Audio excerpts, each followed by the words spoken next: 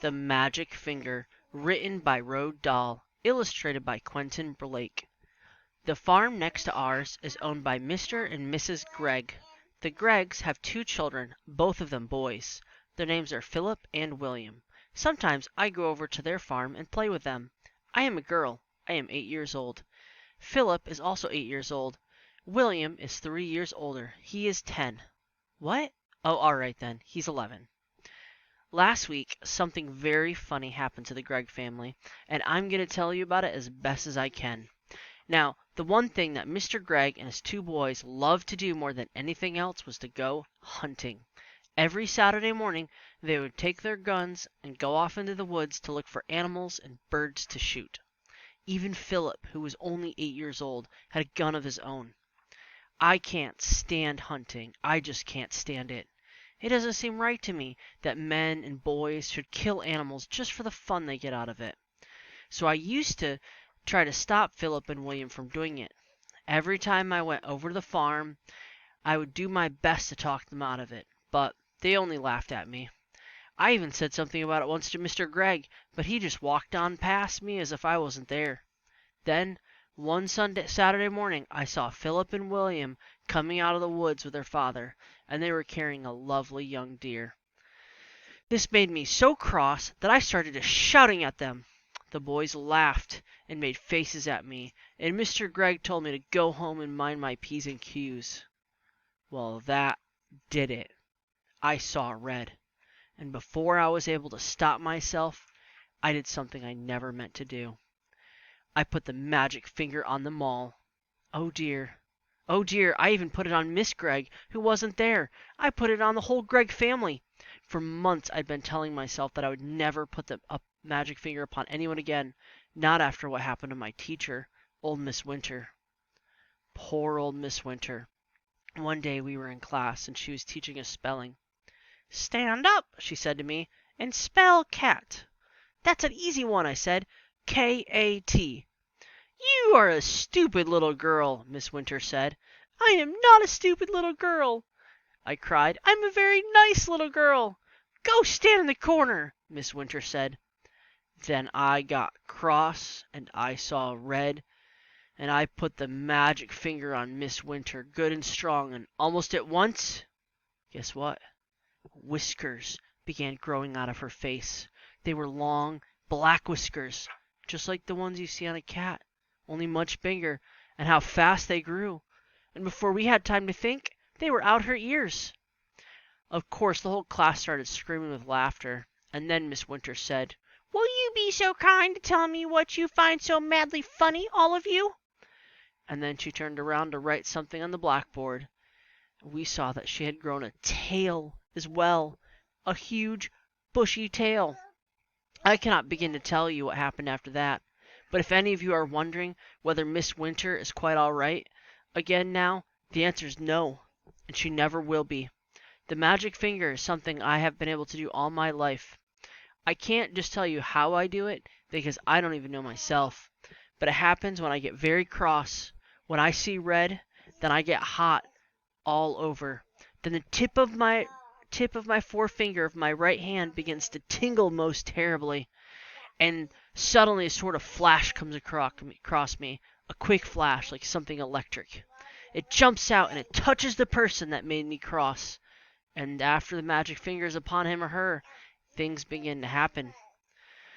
Well, the magic finger was now upon the whole of the Gregg family, and there was no taking it off again. I ran home and waited for something to happen. They happened fast. I should tell you now what those things were. I got the whole story from Philip and William the next morning after it was all over. In the very afternoon of the same day I put the magic finger on the Gregg family, Mr. Gregg and Philip and William went out hunting once again. This time they're going after wild ducks, so they headed toward the lake. And the first 4 hours they got 10 birds. And the next hour they got another 6. "What a day!" cried Mr. Gregg. "This is the best yet!" He was beside himself with joy. Just then 4 more wild ducks flew over their heads, and they were flying very low. They were easy to hit. Bang! Bang! Bang! Bang! went the guns. and the ducks flew on. "We missed!" said Mr. Gregg. "That's funny." Then, to everyone's surprise, the 4 ducks turned around and came flying right back to the guns. "Hey!" said Mr. Gregg. "What on earth are they doing? They're really asking for it this time." And he shot at them again, and so did the boys. And again they all missed. Mr. Gregg got very red in the face. "It's the light," he said.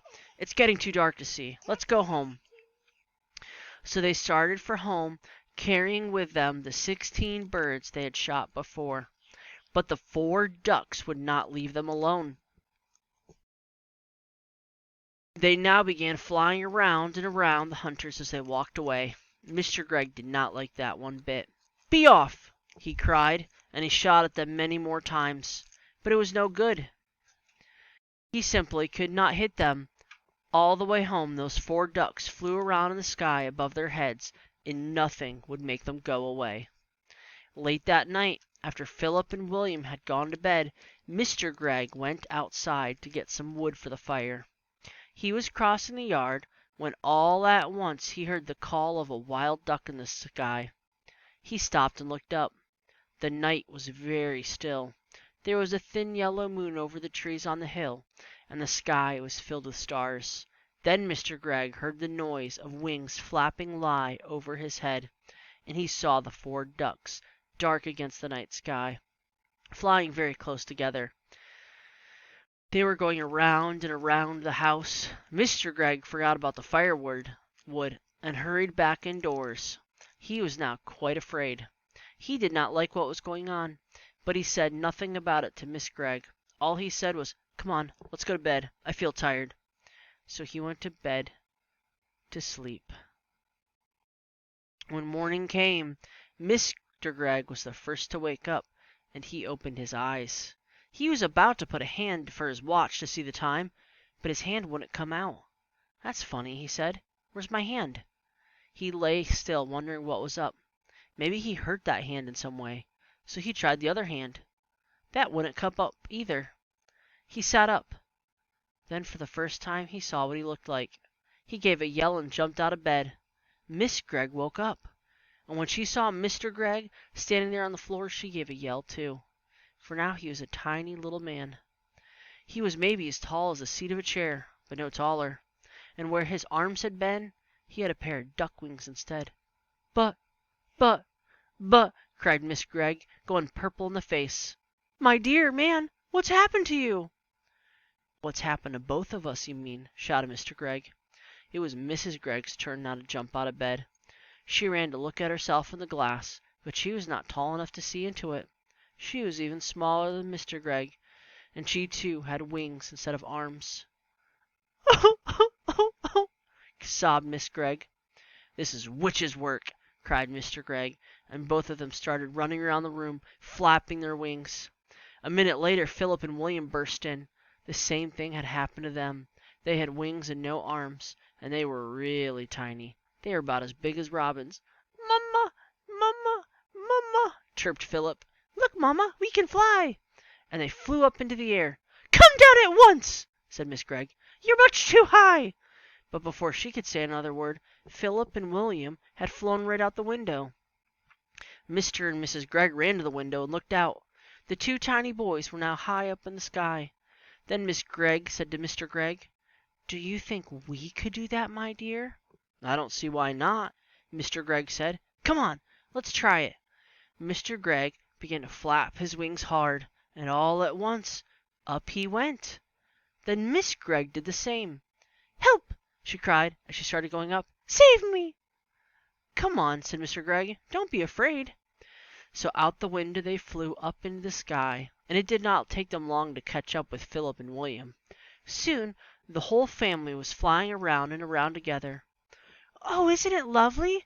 cried William. "I've always wanted to know what it feels like to be a bird." "Your wings are not getting tired, are they, dear?" Mr. Gregg asked Mr. Gregg. "Not at all," Miss Gregg said. "I could go on forever." "Hey, look down there," said Philip. "Somebody's walking in our garden." They all looked down, and there below them in their own garden they saw 4 enormous wild ducks. The ducks were as big as men, and what's more, They had great long arms like men instead of wings. The ducks were walking in a line to the door of the Gregg's house, swinging their arms and holding their beaks high in the air. "Go away! That's my house!" "Stop!" called the tiny Mr. Gregg. The ducks looked up and quacked. The first one put a hand and opened the door of the house and went in. The others went in after him. The door shut. The Greggs flew down and sat on the wall near the door. Miss Gregg began to cry. "Oh dear, oh dear," she sobbed. "They've taken our house. What shall we do? We have no place to go." Even the boys began to cry a bit. "We'll be eaten by cats and foxes in the night," said Philip. "I want to sleep in my own bed," said William. "Now then," said Mr. Gregg, "it isn't any good crying. That won't help us. Shall I tell you what we're going to do?" "What?" they said. Mr. Gregg looked at them and smiled. "We're going to build a nest." "A nest?" they said. "Can we do that?" "We must do it," said Mr. Gregg. "We've got to have somewhere to sleep. Follow me." They flew off to a tall tree, and right at the top of it, Mr. Gregg chose the place for the nest. "Now we want sticks," he said. "Lots and lots of little sticks. Off you go, all of you. Find them and bring them back here." "But we have no hands," said Philip. "Then use your mouths." Miss Gregg and the children flew off. Soon they were back, carrying sticks in their mouths. Mr. Gregg took the sticks and started to build the nest. "More," he said. "I want more and more and more sticks. Keep going." The nest began to grow. Mr. Gregg was very good at making the sticks stick together. After a while he said, "That's enough sticks. Now I want leaves and feathers and things like that to make the inside nice and soft." The building of the nest went on and on. It took a very long time, but at last it was finished. "Try it," said Mr. Gregg, hopping back. He was very pleased with his work. "Oh, isn't it lovely?" cried Miss Gregg, going into it and sitting down. "I feel I might lay an egg any moment." The others all got in beside her. "How warm it is!" said William. "And what fun it is, living up so high!" said Philip. "We may be small, but nobody can hurt us up here." "But what about food?" said Miss Gregg. "We haven't had a thing to eat all day." "That's right," Mr. Gregg said. "So we will now fly to the house and go in by an open window and get the tin of biscuits when the ducks aren't looking." "Oh, we'll get pecked to bits by those dirty great ducks!" cried Mr. Gregg. "We shall be careful, my love," said Mr. Gregg, and off they went. But when they got to the house, they found all the windows and doors closed, and there was no way in. "Just look at that beastly duck cooking on my stove!" cried Miss Gregg, as she flew past the kitchen window. "How dare she!" "And look at that one, holding my lovely gun!" shouted Mr. Gregg. "One of them's lying in my bed!" yelled William, looking into a top window. "And one of them's playing with my electric train!" cried Philip. "Oh dear," said Miss Gregg. "They've taken over our whole house. We shall never get it back. And what are we going to eat?" "I will not eat worms," said Philip. "I'd rather die." "Or slugs," said William. Miss Gregg took the two boys under her wings and hugged them. "Don't worry," she said. "I can mince it all up very fine, and you won't even know the difference. Lovely slug burgers, delicious worm burgers." "Oh, no!" cried Philip. "Never!" said Philip. "Disgusting!" said Mr. Gregg. "Just because we have wings doesn't mean we have to eat bird food. We shall eat apples instead. Come on, our trees are full of them." So off they flew to an apple tree. But to eat an apple without holding it in your hands is not at all easy. Every time you try to get your teeth into it, it pushes it away, and in the end, they were only able to get a few small bites each, and then it began to get dark. So they all flew back to the nest and lay down to sleep. It must have been about that time I back in my own house, picked up the telephone and tried to call Philip. I wanted to see if the family was all right. "Hello," I said. "Quack!" said a voice on the other end. "Who is it?" I asked. "Quack, quack!" "Philip," I said. "Is that you?" "Quack, quack, quack, quack, quack!" "Oh, stop it," I said.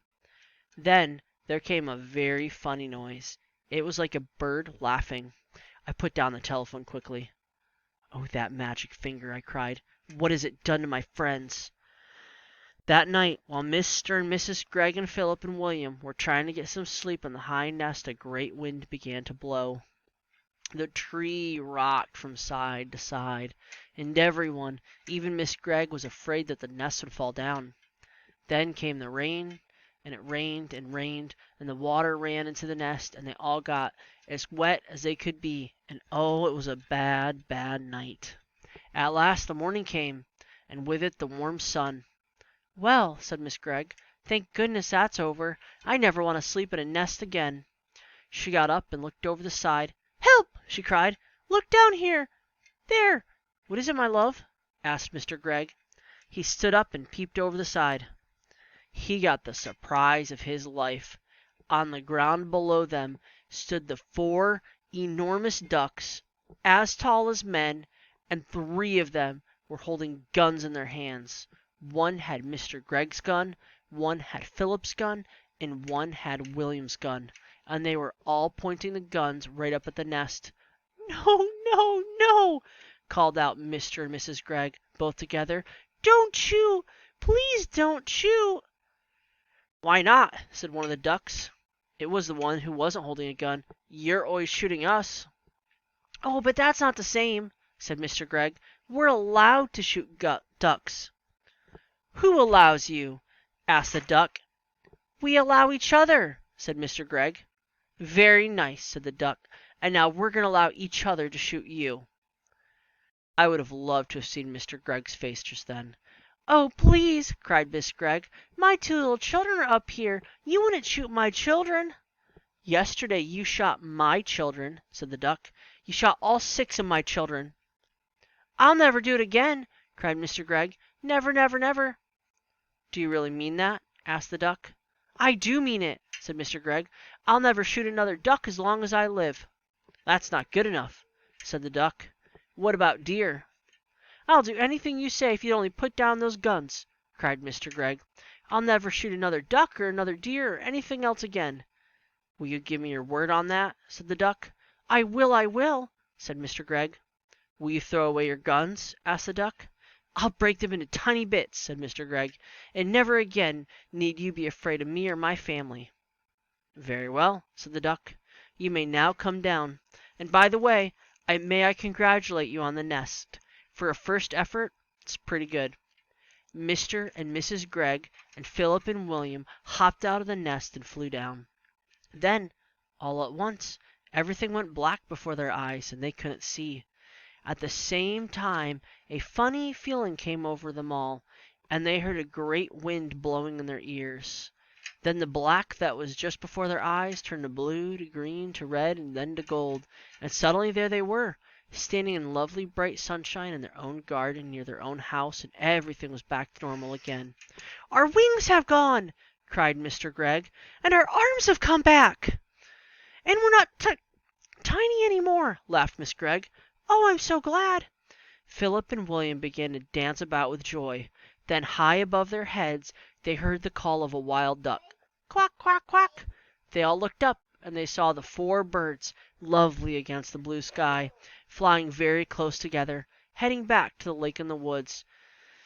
It must have been about half an hour that I myself walked into the Greggs' garden. I had come to see how things were going, and I must admit I was expecting the worst. At the gate I stopped and I stared. It was a queer sight. In one corner Mr. Gregg was smashing all 3 guns into tiny pieces with a huge hammer. In another corner Miss Gregg was placing beautiful flowers upon 16 tiny mounds of soil, which I learned later were the graves of the ducks that they had been shot the day before. In the middle of the yard stood Philip and William with a sack of their father's best barley beside them. They were surrounded by ducks and doves and pigeons, sparrows and robins and larks, and many other kinds that I did not know, and the boys were eating the barley. The birds were eating the barley that the boys were scattering by the handful. "Good morning, Mr. Gregg," I said. Mr. Gregg lowered his hammer and looked at me. "My name's not Gregg any more," he said. "In honor of my feathered friends, I've changed it from Gregg to Egg." "And I'm Mrs. Egg," said Miss Gregg. "What happened?" I asked. "They seem to have gone completely dotty, all 4 of them." Philip and William began to tell me the whole story. When they had finished, William said, "Look, there's a nest. Can you see it? Right at the top of the tree. That's where we slept last night." "I built it all myself," Mr. Egg said proudly. "Every stick of it."